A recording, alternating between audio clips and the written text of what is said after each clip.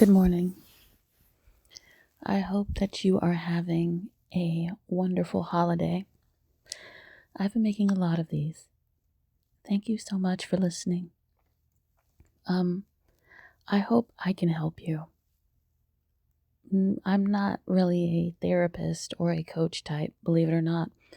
And I will be honest that this channel is kind of selfishly for me because I wanted to get all this out of my system. This is my last bit of my healing. And hopefully, I can help you because life's too short and there's so many good people out there who just love um, from the bottom of their hearts, and they really and truly want to do the right thing with people. But, there's not good people in the world, and we have to admit that. So, I think this is past Thanksgiving. I think so. I want to talk about violent NPD people. Let's just be straight with each other. There are violent people out there, and we have to be straight with each other and honest with each other that these violent people are not crazy. They're very calculating. They're very cruel, and they love to take advantage of people who will, I guess, logically store away their actions. I know this because I used to be married to a violent NPD person for almost 2 decades. And hopefully, not like you, hopefully you're smarter than me, that you got out earlier before it got bad, but I didn't. It was the violence that changed me who I am today. It was the violence that made me this supernova that you are listening to now. And I want to tell you how you can see a violent narcissist before you even get involved, before you even do what I've done, which was date and marry and endure, and then later divorce. There's a crossroads when it comes to people with trauma. And I think I've said this before if you listen to my previous entries, is that narcissistic people and codependent people are made from narcissistic parents, right? These are parents who end up having children because they cannot get suitable supply. Because a lot of people who have common sense around them isolate them and stay away from them. So these are the people who end up having children because they can't find someone who will fall for their stuff. And they're not good parents at all. And so they just pass down that trauma to the child.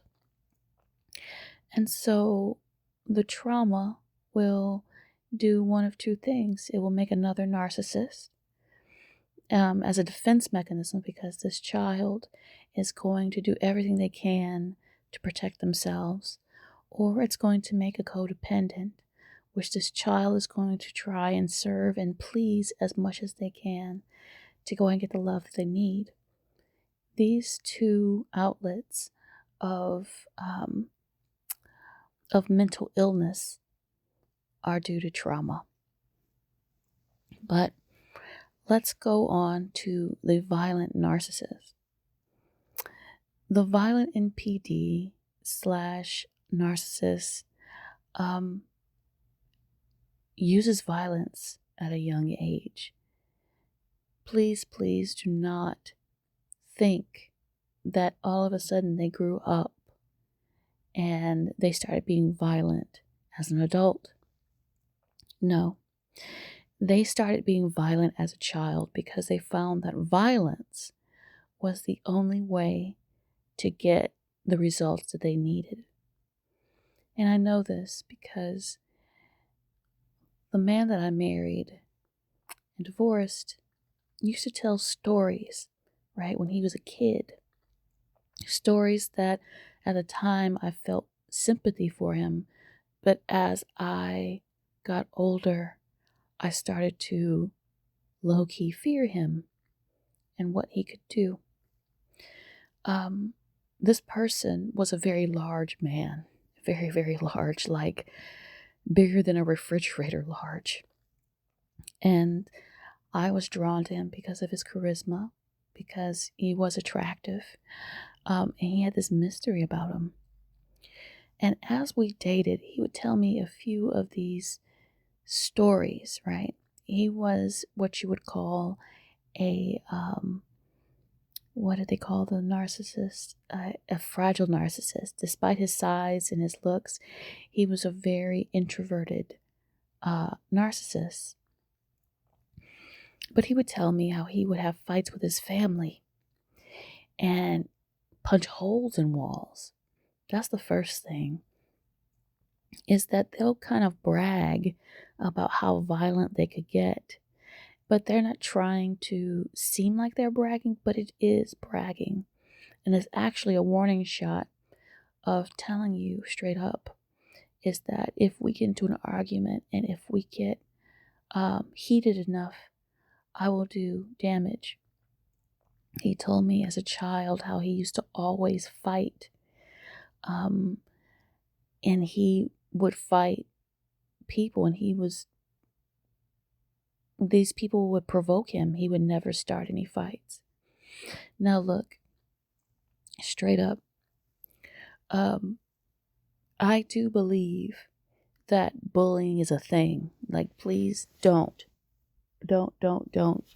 disbelieve that bullying's a thing, and people do fight those who are vulnerable. But as now that I have all this space and time, I find it very hard to believe that this man, when he was a kid growing up, because supposedly he had a growth spurt that was very, very early. So he was basically almost 6 foot at 13. I find it very difficult to believe that he didn't provoke these fights, that they happened unprovoked. And he said he would get ganged up on and whatever. I find it very hard to believe that he didn't start these fights. And maybe he was defending himself. Maybe, he would get into a verbal confrontation. And then he would be like, okay, well, if this is how it's going to go down, I'm going to defend myself. Here's the thing with violent narcissists is they don't like to back down at all, especially if they feel like they're cornered. Now, people who are logical, who want to keep the peace, would find other venues to go ahead and stop bullying.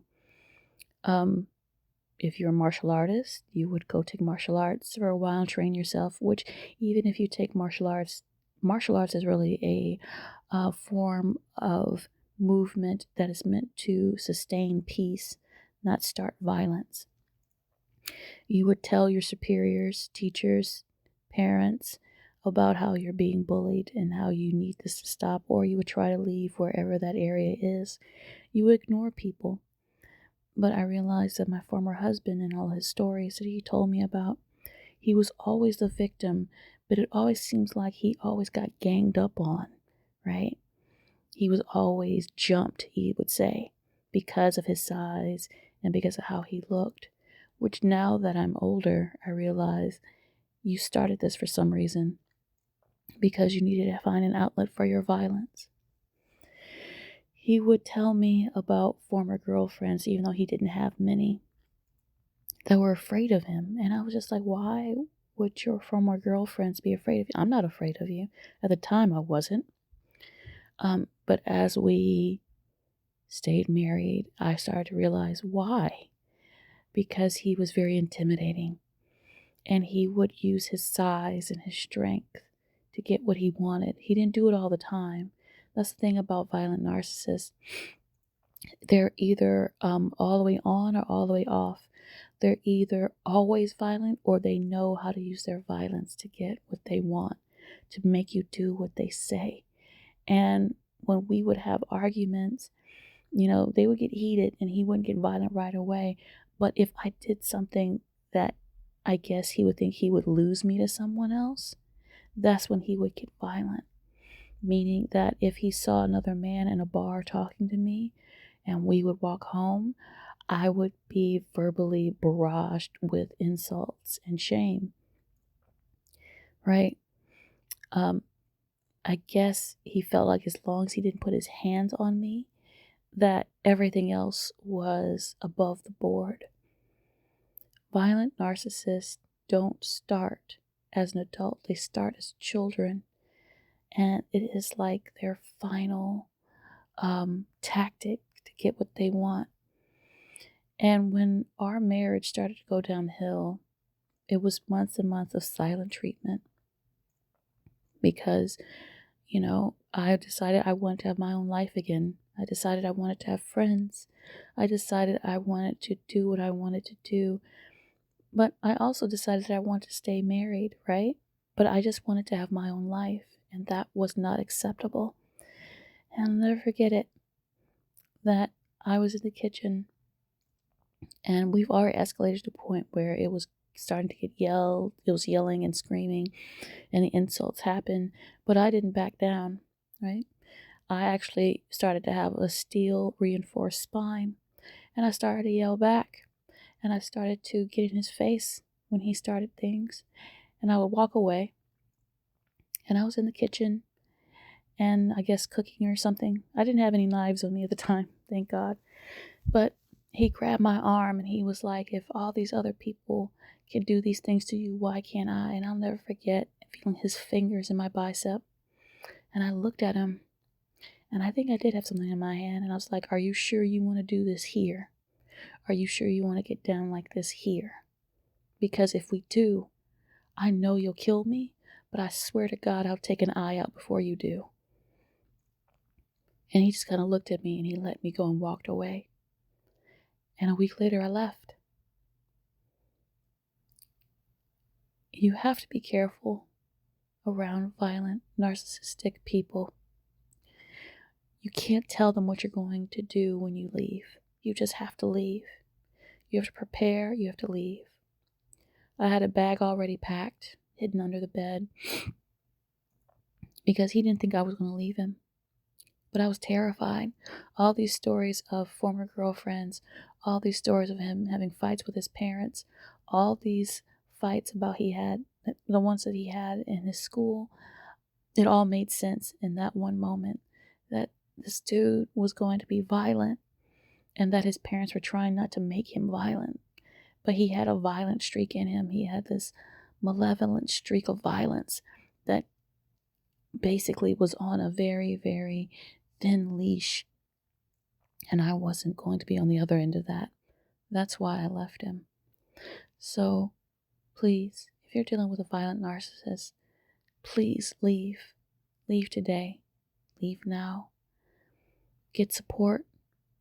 File a restraining order. Disappear. When I moved into my place, I asked my landlord if I would be safe. My landlord was very kind, and he had cameras installed everywhere, and the building was secure. And he said, no matter what happens, I'll always see everything, because I want you to be safe. No woman deserves to live her life in fear. And you don't either. So please don't fall for the narcissistic honey talk. Please don't fall for it only happened once and will never happen again. It always slowly escalates. It will start off with subtle insults, then full frontal insults, then intimidation, then violence. So please, get up while you can. I believe in you. And thank you for listening.